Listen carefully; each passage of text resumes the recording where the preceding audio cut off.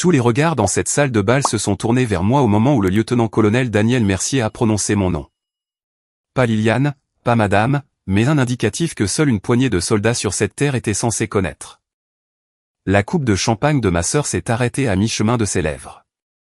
Le sourire de ma mère s'est figé comme une photographie. Et pour la première fois en près de 15 ans, ma famille a enfin compris que la fille discrète qu'ils avaient passé une vie à ignorer avait une part d'ombre dont ils ne savaient rien. Je suis entré à la fête de promotion de ma sœur ce soir-là en m'attendant à rester 1 heure, à boire un verre de vin, à serrer quelques mains et à m'éclipser avant que quiconque ne me pose trop de questions sur ma carrière. Je ne m'attendais pas à ce qu'avant la fin de la soirée, toute ma famille découvre qu'il s'était mépris sur qui j'étais pendant près de 15 ans. Le lieu était l'une de ces salles de réception louées juste à côté de la base, du genre avec des chaises pliantes blanches et une bannière qui disait « Félicitations capitaine Lefebvre » en lettres cursives dorées. Manon venait d'être promuée, en plus de cela, elle avait terminé première de sa classe dans un cours de formation avancée pour tireurs d'élite, l'une de ces réussites dont on murmure dans les cercles d'officiers pendant des mois. Mes parents rayonnaient vraiment d'une manière que je ne les avais pas vus rayonner depuis des années. Mon père n'arrêtait pas de prendre des invités à part pour leur dire que Manon était celle de la famille qui avait de vrais instincts militaires.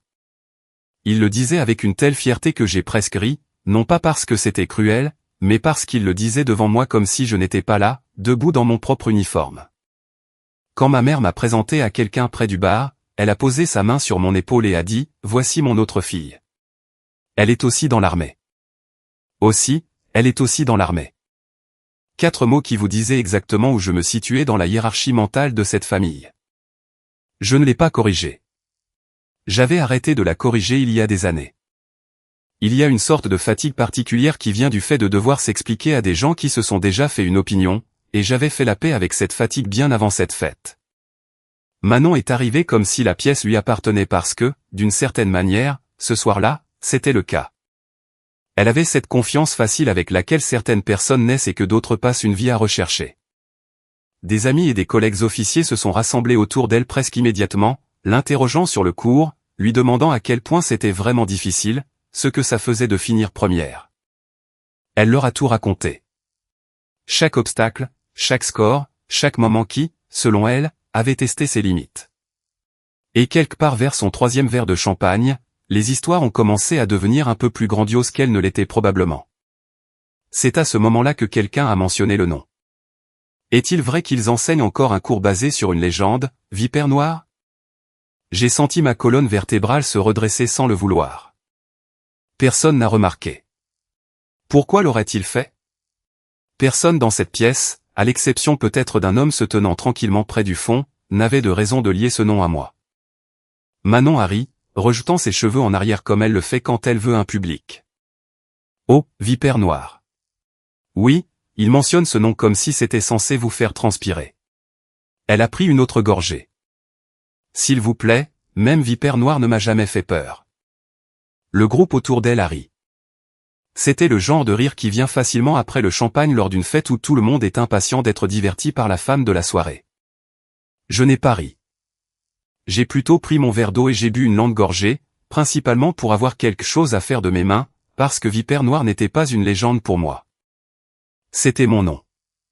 Un indicatif qui m'avait été donné il y a près d'une décennie et demie, à l'époque où j'étais assez jeune pour croire encore que l'armée allait définir qui j'étais au lieu d'être simplement un chapitre d'une histoire beaucoup plus longue. Manon m'a jeté un coup d'œil en le disant. Pas accidentellement.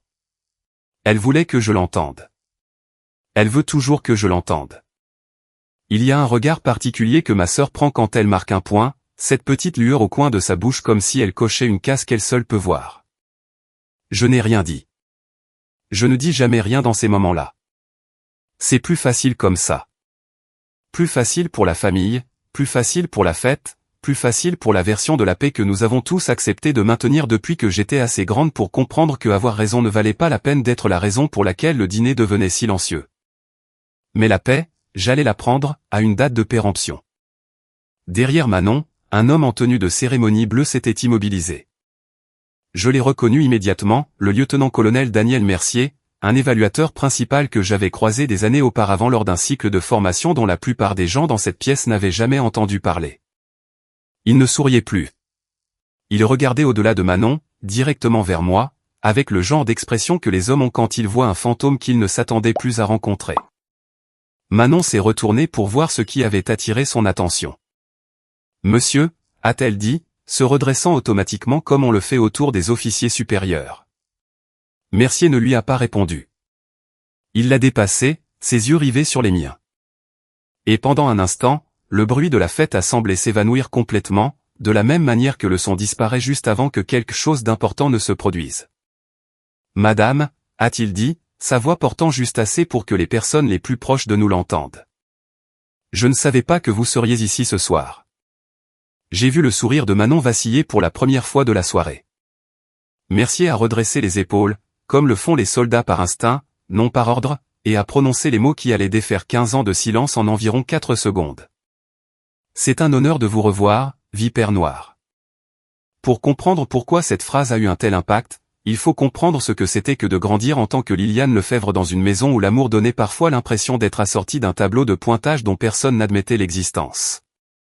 Je suis né 7 ans avant Manon, ce qui signifie que j'ai passé la majeure partie de mon enfance en tant qu'enfant unique avant de devenir soudainement la sœur aînée d'un bébé qui, dès qu'elle a pu parler, semblait déterminée à être vue.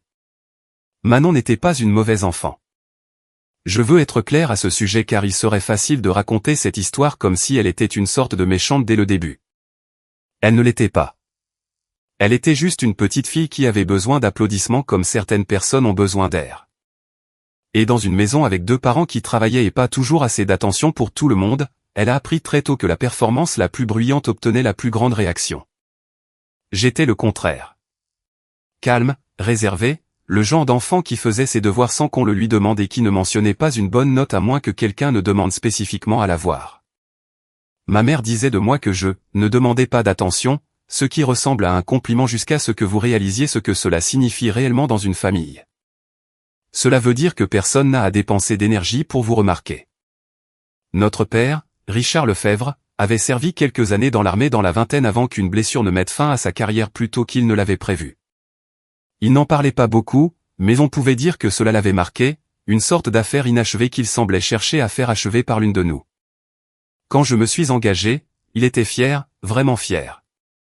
Pendant un temps, j'étais la fille qui allait finir ce qu'il avait commencé.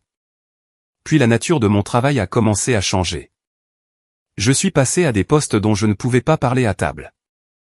Non pas que je sois secrète pour le plaisir de l'être, mais c'est simplement ainsi que fonctionnent certaines missions. On apprend à parler en généralité prudente, et on apprend à laisser les gens combler les vides comme ils le souhaitent.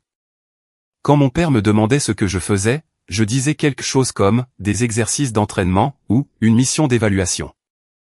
Et je pouvais voir la déception s'installer sur son visage en temps réel, comme s'il espérait une histoire de guerre et obtenait un haussement d'épaule à la place.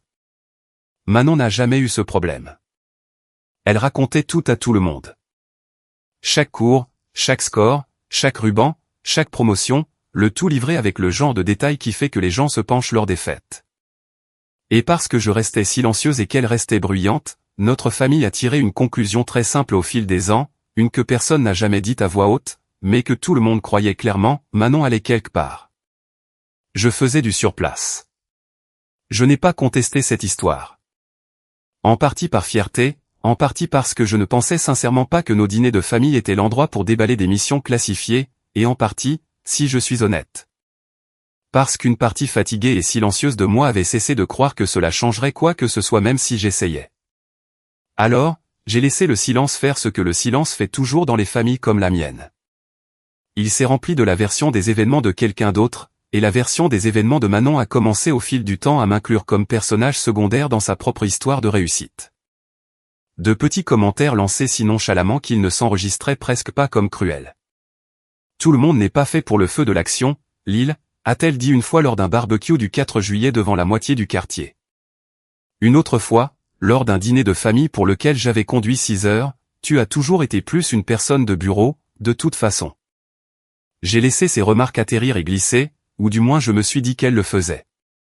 Il y a une sorte d'épuisement particulier qui vient du fait d'être sous-estimé par les personnes qui sont censées vous connaître le mieux, et quelque part en chemin, j'ai cessé de corriger les faits et j'ai commencé à simplement les endurer. Cela semblait plus facile que l'alternative, qui était de regarder le visage de mon père essayer de concilier la fierté pour une fille avec la confusion pour l'autre. Ce qu'aucun d'entre eux ne savait, ce que je ne leur ai jamais dit, parce qu'à ce moment-là je croyais sincèrement qu'ils ne le comprendraient pas même si je l'expliquais en détail, c'est que j'avais été sélectionné des années plus tôt pour un programme spécialisé axé sur la reconnaissance. Le tir de précision, et plus tard, le développement des instructeurs.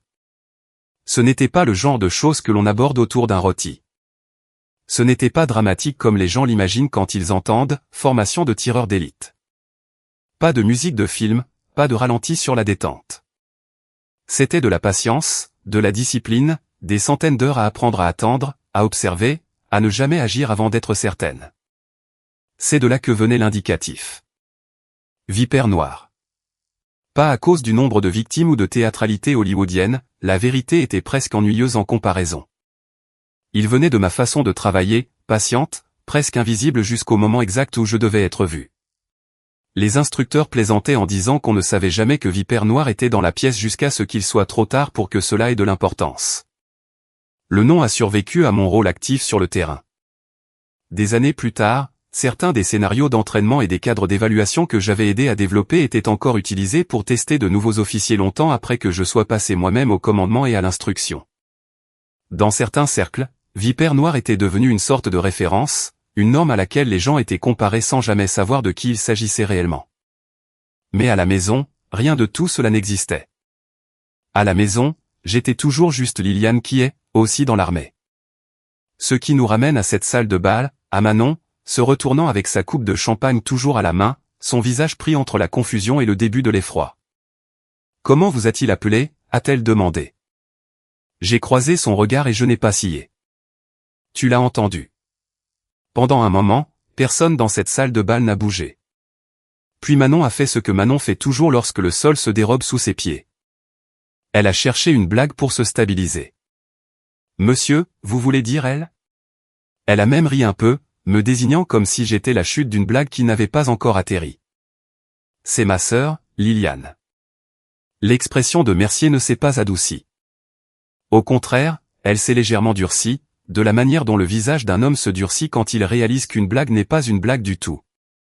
Je sais exactement de qui je parle, capitaine. J'ai vu quelque chose onduler à travers le petit groupe d'officiers qui s'était rassemblé autour de Manon plus tôt dans la soirée. Quelques-uns des plus jeunes ont échangé des regards. J'ai reconnu ce regard. C'était le regard de personnes qui avaient entendu le nom de Vipère Noire prononcé avec une sorte de révérence dans les salles de classe et les salles de briefing, qui s'était construit une image mentale complète d'une figure intouchable, presque mythique. Et qui essayait maintenant de concilier cette image avec la femme se tenant tranquillement près de la table des boissons dans une modeste robe noire, tenant un verre d'eau. Mercier ne s'est pas lancé dans un grand discours. Ce n'est pas comme ça que les choses se passent dans la vraie vie, peu importe ce que la télévision veut vous faire croire.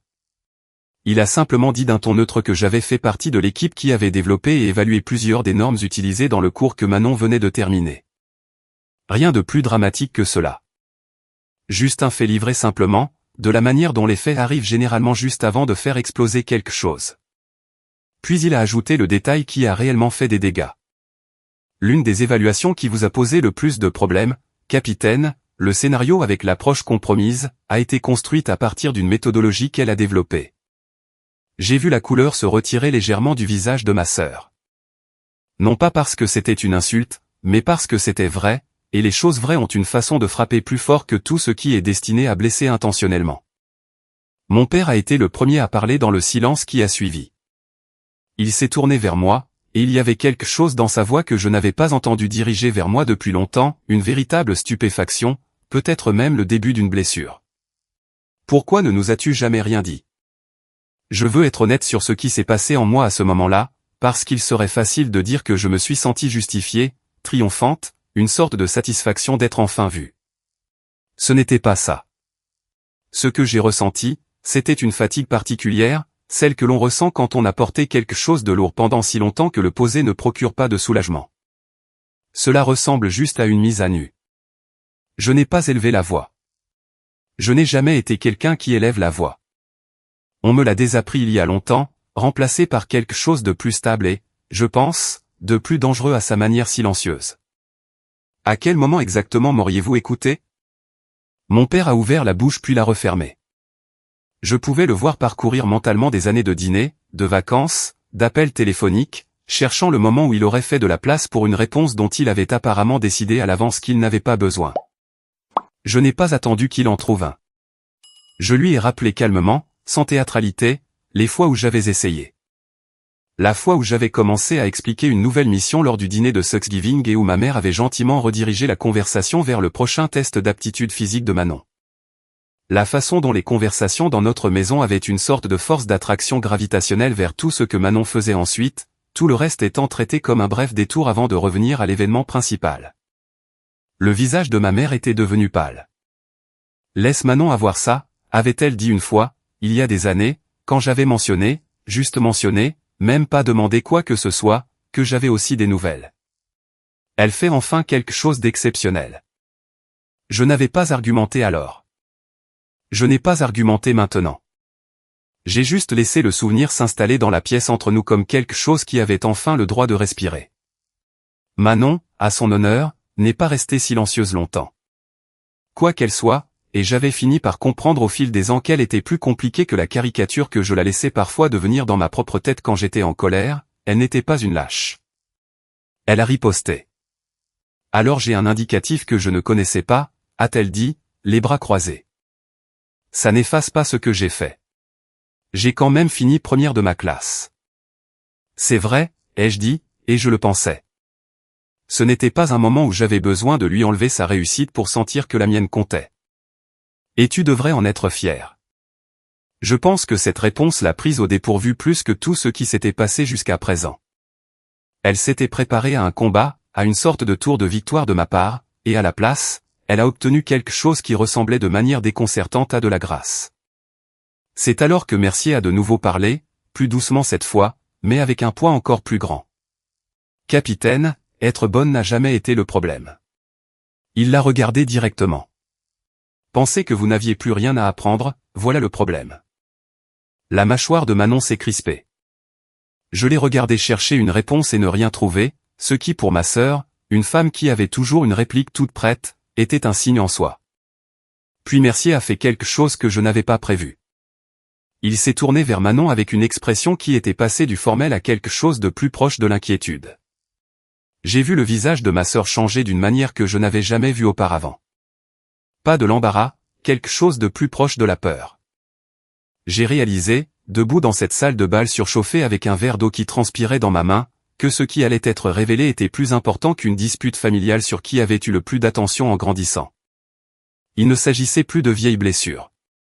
Il s'agissait de quelque chose que Manon avait caché. La pièce était devenue si silencieuse que je pouvais entendre les glaçons bouger dans le verre de quelqu'un à 3 tables de là. Les yeux de Manon ont fusé vers Mercier, puis vers moi, puis vers nos parents comme si elle calculait quelle direction présentait le moins de dégâts. Monsieur, je ne pense pas que ce soit l'endroit. Vous avez raison, a dit Mercier. Ce n'est pas l'endroit. Mais vous avez parlé du cours ce soir devant votre famille, donc je pense qu'il mérite d'avoir le tableau complet au lieu du résumé des meilleurs moments.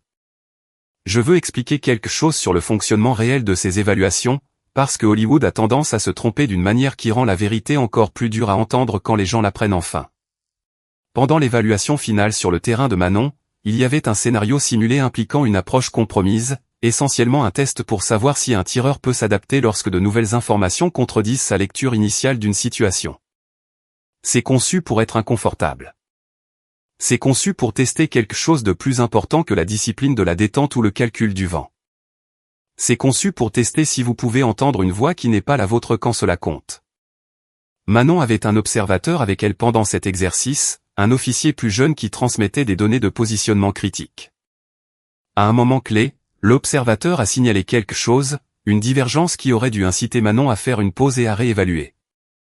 Elle ne l'a pas fait. Elle a fait confiance à sa propre lecture plutôt qu'à la correction, a poursuivi son plan initial, et dans une situation de tir réel, cette décision aurait eu des conséquences.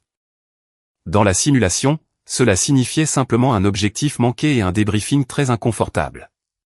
Personne n'a été blessé. Personne n'allait jamais être blessé. C'est tout l'intérêt de l'entraînement. Mais, cela a été inscrit de façon permanente dans son dossier, comme c'est le cas pour ces choses.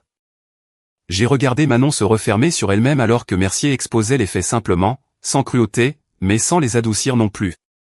Elle nous a dit que l'instructeur était juste dur avec elle parce qu'elle était trop bonne, a dit ma mère lentement, regardant entre Manon et Mercier comme si elle essayait de trouver le fil qui reliait l'histoire qu'on lui avait racontée à celle qu'elle entendait maintenant. L'expression de Mercier n'a pas changé, mais il y avait quelque chose de presque doux dans sa réponse. Non. Personne dans cette équipe d'évaluation n'appréciait pas votre fille, madame. Au contraire, ses notes techniques étaient parmi les plus élevées que nous ayons vues depuis des années. C'est exactement pourquoi la décision prise comptait tant. Nous ne nous inquiétons pas des tireurs médiocres qui ignorent un observateur. Nous nous inquiétons des tireurs brillants qui n'ont jamais eu de raison de douter d'eux-mêmes. Il a laissé cette phrase en suspens pendant une seconde avant de continuer. Elle a réussi. Je veux être clair là-dessus. Mais, le comité a ajouté une exigence de mentorat à son dossier. Quelqu'un de plus expérimenté, quelqu'un avec une expérience opérationnelle comparable, pour travailler avec elle avant sa prochaine affectation. Je l'ai senti avant qu'il ne le dise. Une sorte de certitude calme et froide s'installant dans ma poitrine. Le nom associé à cette recommandation, a dit Mercier, me regardant maintenant, était celui du lieutenant-colonel Liliane Lefebvre. La tête de Manon s'est tournée vers moi si vite que j'ai vu sa boucle d'oreille attraper la lumière. Elle ne le savait pas. Je pouvais le voir clairement sur son visage. Pas une performance, pas une gestion de crise, un choc authentique. Le dossier n'avait apparemment mentionné que mon grade et mon nom de famille. Pas de photo, pas de contexte, juste une désignation enfouie dans des papiers qu'elle n'avait probablement même pas lus attentivement, supposant que c'était une formalité administrative qu'elle réglerait un jour. Je n'avais pas prévu de le lui dire ce soir-là. Honnêtement, je n'avais pas prévu de le lui dire du tout. J'avais l'intention de laisser le processus de mentorat se dérouler selon ses propres termes, tranquillement, professionnellement, sans traîner notre histoire familiale dans une pièce pleine de témoins. Mais certaines vérités n'attendent pas le moment opportun. Tu le savais, a dit mon père lentement, en me regardant. Tu savais ça avant ce soir. Oui. Et tu n'as rien dit, même pas pour l'avertir. J'ai regardé Manon, qui se tenait très immobile, sa coupe de champagne oubliée quelque part sur une table voisine. J'ai demandé au comité de lui laisser de la marge pour corriger cela avant que ça ne la suive dans sa prochaine affectation, ai-je dit. Je leur ai dit qu'elle avait le talent pour être excellente si quelqu'un la poussait à vraiment écouter au lieu de simplement se donner en spectacle. La pièce était devenue presque insupportablement silencieuse. Le visage de mon père était passé de la confusion à quelque chose de plus proche de l'incrédulité. « Tu as fait ça pour elle ?» a-t-il demandé.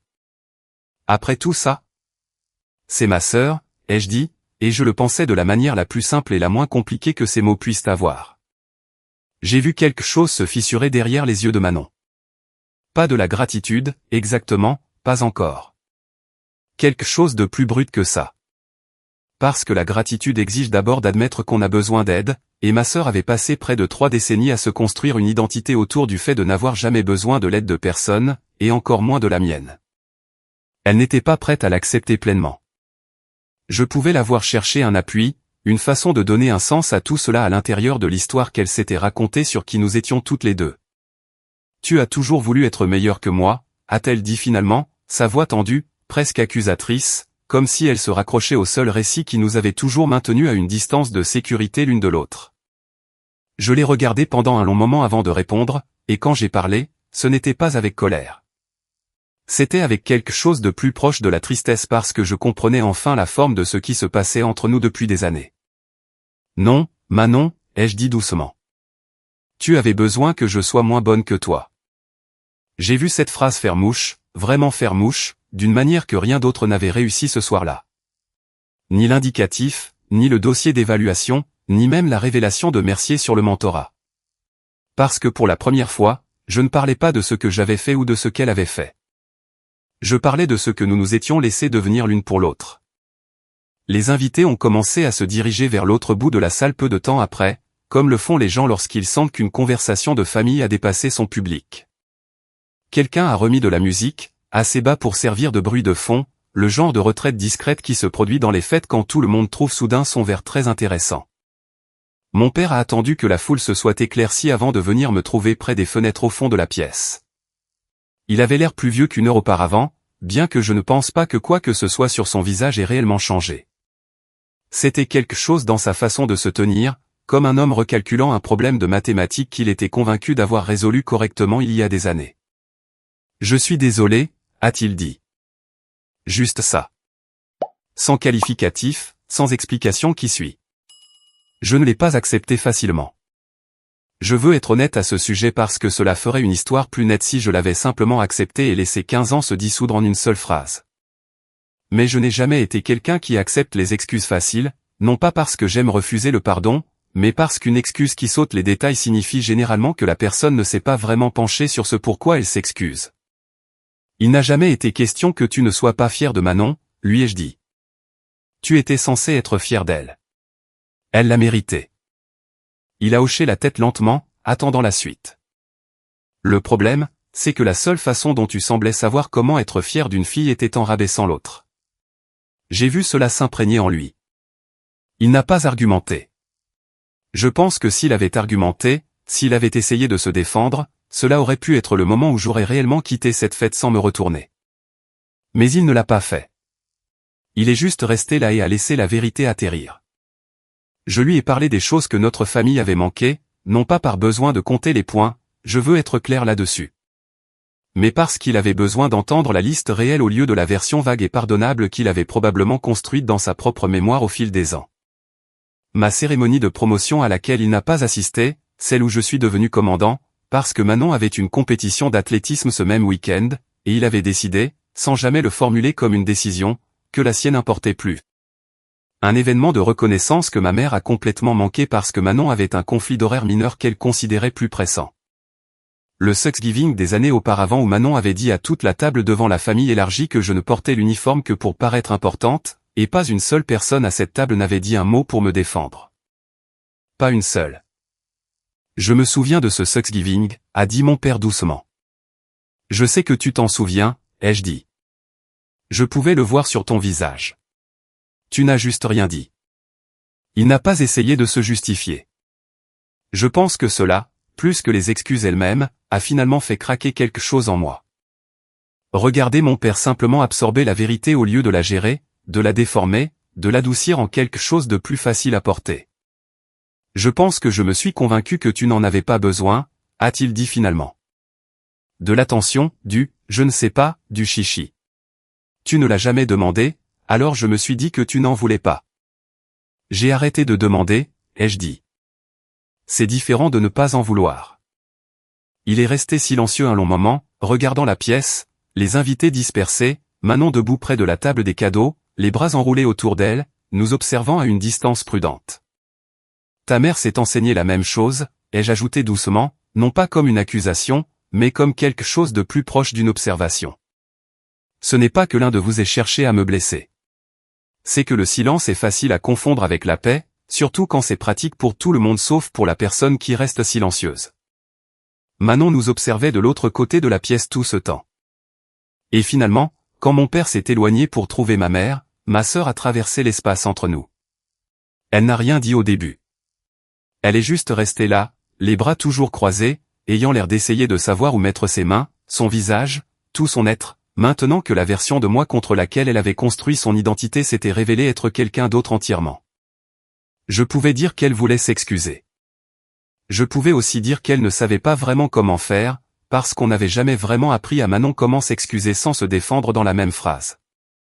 Et j'ai compris à ce moment-là que ce n'était pas entièrement de sa faute non plus. On apprend ce qu'on nous montre. Je ne l'ai pas poussé vers les excuses. Je n'étais pas intéressé par une performance, quelque chose livré pour un public de parents et d'invités persistants, des mots plus façonnés par le moment que par une véritable prise de conscience. Si cela devait signifier quelque chose, cela avait besoin de temps. Cela ne devait pas se passer ici, sous des lumières fluorescentes et du champagne à moitié fini. Alors, au lieu d'attendre des mots qu'elle n'était pas prête à dire, j'ai pris mon manteau. Manon m'a attrapé le bras juste avant que je puisse partir. « Est-ce que tu vas toujours être mon mentor ?» a-t-elle demandé. Sa voix avait perdu toute trace de la performance de plus tôt dans la soirée. Elle semblait presque jeune. Je me suis arrêté, considérant la question honnêtement au lieu de passer outre. « Ça dépend, ai-je dit. »« De quoi ?» Je l'ai regardé pendant un long moment, cette sœur que j'avais vue grandir en poursuivant une version de la valeur qui n'avait jamais réellement eu besoin d'être poursuivie. Et j'ai pensé à tout ce que les prochains mois nous demanderaient à toutes les deux. Cela dépend si tu veux un mentor, ai-je dit, ou un public. Je n'ai pas attendu sa réponse. Je ne pense pas qu'elle en avait une de prête, et honnêtement, je n'étais pas sûr qu'elle ait besoin de m'en donner une ce soir-là. Certaines questions sont destinées à rester avec une personne pendant un certain temps avant d'être répondues. Je suis sorti seul dans le parking, l'air froid un soulagement après la chaleur de cette salle de bal, et je ne me suis pas retourné pour voir si ma famille me regardait partir. 3 jours se sont écoulés avant que Manon ne se présente à mon bureau. Pour être honnête, je ne l'attendais pas si tôt. J'avais supposé, en me basant sur près de 30 ans de connaissance de ma sœur, que l'orgueil l'emporterait pendant au moins une semaine ou deux, qu'elle aurait besoin de temps pour construire une version de l'histoire où la fête ne lui avait pas coûté autant qu'elle l'avait fait. Mais elle était là, debout dans l'embrasure de ma porte un peu après 8 heures, sans uniforme de cérémonie, sans champagne, sans public. Juste Manon dans son uniforme de service, un dossier manie sous le bras, ayant l'air de quelqu'un qui n'avait pas particulièrement bien dormi et qui avait décidé que le sommeil n'était de toute façon pas la priorité. « Je veux savoir ce que j'ai fait de mal », a-t-elle dit. Pas de préambule, pas d'excuse non plus, pas encore. Mais quelque chose dans sa voix avait changé depuis la fête, une sorte de franchise qui n'était pas une performance pour qui que ce soit. J'ai posé mon café et j'ai désigné la chaise en face de mon bureau. Je veux expliquer quelque chose à propos de cette rencontre, parce qu'il aurait été facile, peut-être même satisfaisant d'une manière petite et mesquine, de laisser cela devenir une affaire entre nous deux en tant que sœurs. De vieilles blessures, de vieux comptes à régler, une sorte de règlement de compte émotionnel déguisé en développement professionnel. Je n'ai pas fait ça. Au moment où elle s'est assise et a posé ce dossier sur mon bureau, j'ai pris la décision de la traiter exactement comme je traiterais n'importe quel officier sous mon mentorat, parce que c'était ce dont elle avait bien plus besoin que du réconfort d'une sœur. Nous avons parcouru le dossier d'évaluation ensemble, ligne par ligne. Je lui ai demandé de m'expliquer sa pensée pendant le scénario de l'approche compromise. Pas ce qu'elle avait dit à nos parents, pas la version où l'instructeur était simplement trop dur avec elle, mais ce qui lui était réellement passé par la tête à ce moment-là, quand son observateur a signalé la divergence. Elle est restée silencieuse un moment avant de répondre honnêtement. Je pensais que j'avais raison, a-t-elle dit. J'étais si sûr d'avoir raison que je n'ai pas pensé que sa correction valait le temps que ça m'aurait coûté de vérifier. Et avais-tu raison? Non, a-t-elle dit. Je n'avais pas raison. J'ai hoché la tête lentement. Ce n'est pas vraiment le problème, Manon.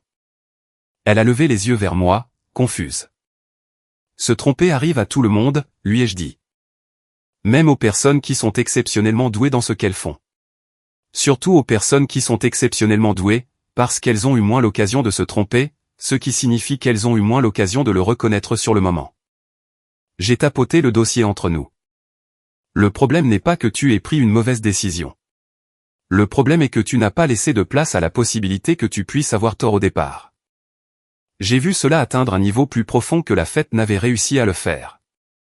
Je lui ai dit quelque chose que je ne pense pas avoir jamais dit à voix haute à quiconque en dehors de mon cercle professionnel, pas même aux personnes avec qui je m'étais entraîné pendant des années.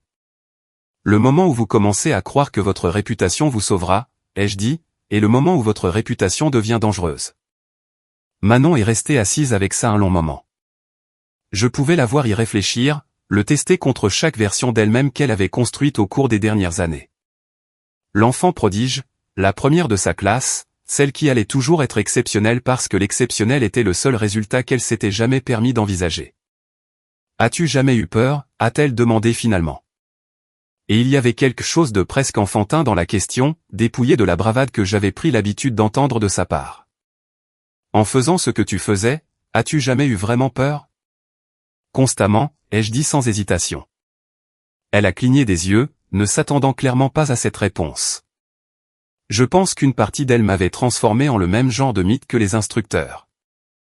Vipère noire, intrépide, intouchable. Un nom destiné à intimider plutôt qu'une personne qui avait réellement vécu la peur qui accompagnait le travail. La peur n'est pas une faiblesse, lui ai-je dit. C'est une information.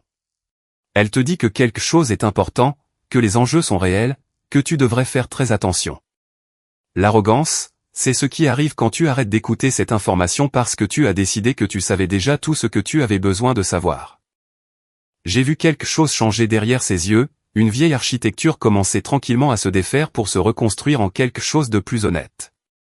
Au cours des semaines suivantes, nos séances sont devenues un rendez-vous régulier, 2 fois par semaine, parfois plus, toujours dans ce même bureau, toujours sans public. Je ne lui ai pas facilité la tâche, et je ne pense pas qu'elle le voulait. Nous avons passé en revue scénario après scénario, et lentement, j'ai vu ma sœur commencer à changer d'une manière qui n'avait rien à voir avec la compétence technique, parce que sa compétence technique n'avait jamais vraiment été le problème. Elle a commencé à écouter ses observateurs. Vraiment écouter, pas seulement attendre son tour d'avoir raison. Elle a commencé à admettre ses erreurs à voix haute au lieu de les reformuler comme l'échec de quelqu'un d'autre à comprendre son génie. Et quelque part au cours de ces semaines, j'ai remarqué qu'elle avait arrêté de raconter les versions exagérées de ses histoires, celles conçues pour qu'une pièce se penche pour écouter. Elle avait commencé à raconter les vraies, erreurs comprises. Plus important encore, et c'est ce qui a mis le plus de temps à changer, elle a cessé d'avoir besoin que je sois plus petite pour qu'elle puisse se sentir plus grande. Je l'ai remarqué par petites touches au début, l'absence d'un commentaire, une blague qu'elle ne faisait pas, un silence là où une ancienne pique avait l'habitude de vivre. Lorsque sa réévaluation formelle est arrivée, Mercier m'a appelé dans son bureau et m'a demandé ma recommandation directement, sans cérémonie. J'ai regardé son dossier une dernière fois avant de répondre, non par doute, mais par respect pour l'importance réelle de la réponse. Puis je l'ai signé. Recommandé. Une année a passé comme les années passent quand on ne leur prête pas une attention particulière. Un cycle d'entraînement se fondant dans le suivant, une saison remplaçant tranquillement une autre. Jusqu'à ce que soudain, vous vous retrouviez dans une autre salle de bal, lors d'une autre cérémonie, vous demandant comment tant de temps avait pu s'écouler sans s'annoncer. Cette fois, c'était une autre promotion. Celle de Manon encore, bien que la pièce semblait entièrement différente de celle dont je me souvenais. C'était peut-être la saison, c'était peut-être simplement moi, mais il y avait moins de bruit cette fois-ci, moins de spectacle dans l'air. Ou peut-être que je prêtais enfin attention aux bonnes choses. Mes parents étaient assis au premier rang comme ils l'avaient toujours fait pour Manon, bien que quelque chose dans leur façon de s'asseoir avait changé aussi. Moins comme un public s'installant pour un spectacle, plus comme des gens qui comprenaient ce dont ils étaient réellement venus être témoins. Je me tenais vers le fond comme je le fais habituellement. Les vieilles habitudes ne partent pas vite, et je n'ai jamais particulièrement eu besoin d'être vu pour savoir que j'étais là, que j'avais de l'importance dans la pièce, que quelqu'un me regarde ou non. Ça, si je suis honnête, c'est l'une des choses que toute cette année m'avait finalement apprise aussi. J'avais passé tellement de temps à en vouloir aux autres de m'ignorer que j'avais presque oublié qu'il y avait une différence entre être invisible et choisir simplement de ne pas se donner en spectacle. Manon a fait un court discours après qu'on lui a épinglé son nouveau grade. Je veux vous dire qu'il était soigné, plein du charisme confiant pour lequel elle avait toujours eu un don, et il l'était à sa manière. Mais c'était différent de la jeune femme qui s'était tenue dans cette première salle de bal en se vantant d'une légende dont elle ne savait pas quelle était sa parente. Il y a un an, a-t-elle dit, sa voix stable, je pensais qu'être la meilleure signifiait s'assurer que tout le monde le sache. Elle a fait une pause. J'ai vu ses yeux parcourir la pièce avant de me trouver près du fond, et j'ai senti quelque chose s'apaiser dans ma poitrine, un vieux poids que je n'avais pas pleinement réalisé que je portais encore. Puis quelqu'un m'a appris que les gens qui sont vraiment doués dans ce qu'ils font ont rarement besoin de l'annoncer. Elle n'a pas dit vipère noire. Elle n'en avait pas besoin. Il n'y a pas eu de révélation dramatique cette fois, pas de hoquet de surprise parcourant la foule, pas d'évaluateur s'avançant pour démêler un secret auquel personne n'était préparé.